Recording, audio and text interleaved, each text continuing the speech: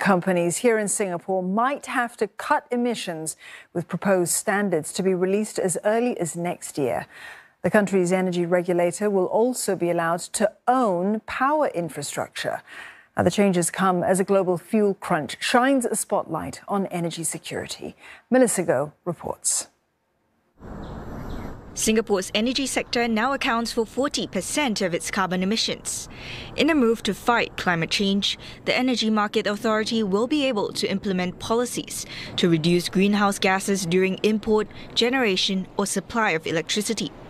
That's under changes to laws governing the industry passed in Parliament. Public consultations on proposed emission measures could be launched next year.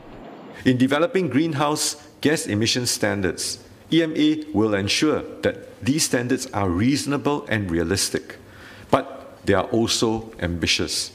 Companies will be given time to transition.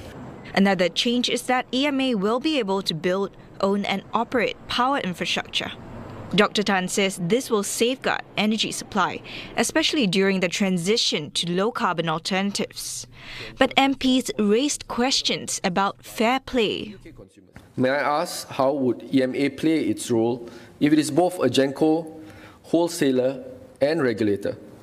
Would this not open it to a conflict of interest? EMA will ensure that these infrastructures are subject to the same stringent standards and requirements as their private counterparts. EMA will put in place governance structures and, if necessary, separate subsidiaries to mitigate conflicts of interest and ensure accountability. Still, Dr. Tan says the preference is for the private sector to provide the infrastructure.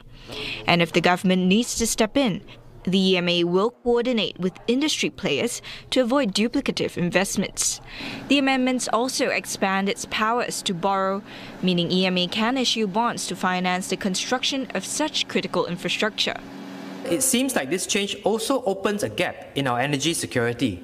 After all, borrowing from foreign financiers may also mean granting them rights and interests over parts of our energy infrastructure. What safeguards will the ministry implement?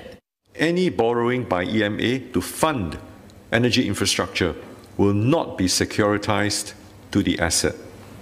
When entering into loan agreements with financial institutions, EMA will also ensure that lenders do not have the ability to influence decisions relating to the energy infrastructure.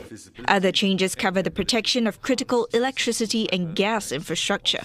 It will be an offence to damage infrastructure housing cables or gas pipelines in Singapore.